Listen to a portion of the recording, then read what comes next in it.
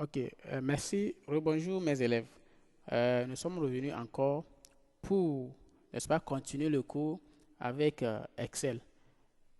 Voilà ici, présent, Excel est affiché et nous allons décrire tout à l'heure l'environnement que nous sommes en train de voir devant nous. Ok, voilà. Donc, nous allons commencer par ce qu'on appelle un classeur. C'est quoi un classeur? Vous comprenez? Tout à l'heure, nous allons expliquer. Un classeur, c'est quoi? C'est l'espace de travail dont vous avez besoin pour conduire vos modèles, c'est-à-dire pour exécuter le travail. Vous comprenez? Ici, quand vous démarrez le Microsoft Excel Word, vous allez une zone qu'on appelle zone de saisie. Maintenant, avec Excel, quand vous démarrez Excel, vous allez voir un tableau qui est affiché avec les, n'est-ce pas, les carreaux. Vous voyez les carreaux. Vous voyez? Vous avez les carreaux, les traits comme ça. Ça veut dire quoi? Maintenant, comment nous allons travailler? Tout ça là. Pour celui-là qui n'a jamais travaillé sur Excel, ce serait un peu compliqué pour lui. C'est-à-dire que il verra ça étrange alors que c'est rien du tout. Vous comprenez? Donc tout à l'heure, qu'est-ce qu'on appelle classeur? Puisqu'il faut connaître ces éléments-là d'abord avant de commencer par travailler. Je vais vous montrer tout à l'heure. Le Word, quand vous démarrez Word, vous allez voir, je vais démarrer Word, vous allez voir un peu la différence qui existe entre Word et Excel. Vous voyez, Word est affiché. La zone de saisie est tellement très vite. Il n'y a rien, nous ne voyons pas les tableaux. Hein? Alors que quand vous prenez Excel, vous voyez qu'il y a, n'est-ce pas, des zones qui sont affichées avec les traits. Tout ça là. Or, comment nous pouvons travailler avec ces traits? C'est ce que nous allons voir tout à l'heure. Et maintenant, regardez ici, nous appelons ces éléments-là les boutons qui régissent, n'est-ce pas, une fenêtre. Ça, tout ce que nous avons fait, ça là, c'est une fenêtre qu'on a ouverte. Et maintenant, chaque fenêtre, une fenêtre est régie par les boutons. Ici, nous avons les boutons, les boutons de réduction, boutons de restauration et d'agrandissement, et ici, bouton de fermeture.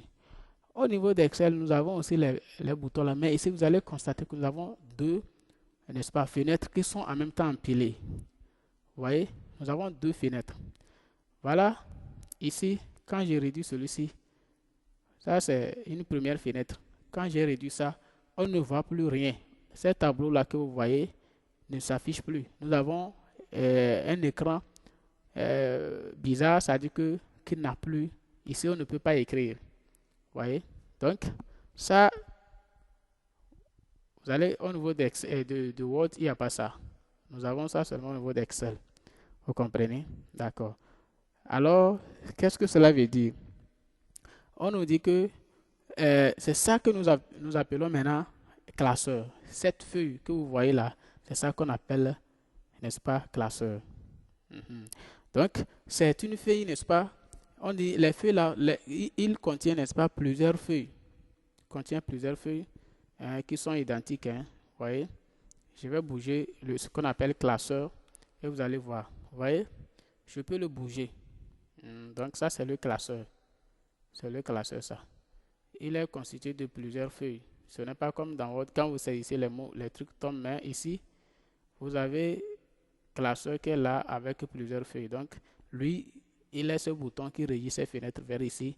Et celui-ci, c'est ça qui régit tout le tableau, c'est-à-dire toute l'application. OK? D'accord. Maintenant, c'est quoi? Comment nous allons savoir? Nous allons décrire un peu ce classeur-là. Vous comprenez? Nous allons décrire le classeur. Nous dirons que le classeur c'est l'espace que nous avons besoin pour effectuer les opérations.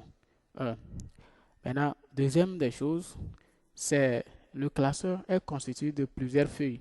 Et les feuilles là sont identiques. Il n'y a pas une différence entre ces feuilles. N'est-ce pas? Il est constitué de plusieurs feuilles. OK. Maintenant, les feuilles là sont identifiées par les onglets feuille 1, feuille 2, feuille 3. C'est quoi on appelle onglet? Comment vous allez faire pour savoir que je suis sur première feuille, deuxième feuille? Regardez juste en bas ici. Vous voyez?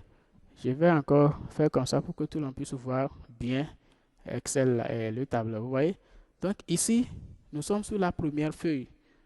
On a dit ils sont, ça dit que le classeur, les feuilles sont identifiées par les onglets qu'on a nommés feuille 1. Vous voyez, nous avons feuille 1 ici, feuille 2, feuille 3. Je clique ici, je tombe sur une nouvelle feuille aussi, mais là, cette fois c'est la feuille 2. Ici j'ai feuille 3. Vous allez constater que c'est fini, c'est pas fini. Vous voyez l'étoile là, cette partie, quand vous cliquez là-bas, vous allez insérer une autre feuille. La feuille 4 va s'afficher. Je clique, vous voyez, j'ai feuille 4, feuille 5, feuille 6, feuille 7, feuille 8, etc. Nous avons plusieurs feuilles, n'est-ce pas, dans un classeur. Vous voyez, tout ça là, ça s'appelle classeur. C'est sur ça que nous allons travailler. Le reste, on ne peut pas travailler sur ça. Ok, nous allons revenir maintenant. Quels sont encore nous allons parler, nous sommes en train de décrire le classeur. Le classeur aussi, il est constitué, n'est-ce pas, des colonnes. Les colonnes qui sont identifiées par les lettres A, B, C, D jusqu'à l'infini. Vous voyez? Donc ici, nous avons la colonne A, nous avons la colonne B, nous avons la colonne C, la colonne D, etc. Jusqu'à Z. Quand vous allez arriver au niveau des Z, ça commence A, B, A, C, A, D, etc. C'est comme ça, c'est plein. Nous avons plusieurs colonnes. Maintenant, après le colonne, nous avons aussi un classeur. Ce même classeur est identifié toujours par les lignes. Il y a aussi des lignes qui sont identifiées par les feuilles. Donc, nous allons dire que les feuilles sont identifiées par les lignes 1, 2, 3, 4. Donc, on a les feuilles, les lignes sont identifiées par, n'est-ce pas, les chiffres. Excusez-moi. Donc, nous allons dire que les lignes sont identifiées par les chiffres. Ici, nous avons les colonnes qui sont identifiées par les lettres A, B, C. Maintenant, les lignes autres sont identifiées par les chiffres 1, 2, 3. Ici, nous avons 1. C'est la ligne 1 ici. En allant. Ligne 2, comme ça. Ligne 3, c'est lui ça. Etc. Donc, c'est comme ça. Nous avons aussi des lignes. Vous voyez?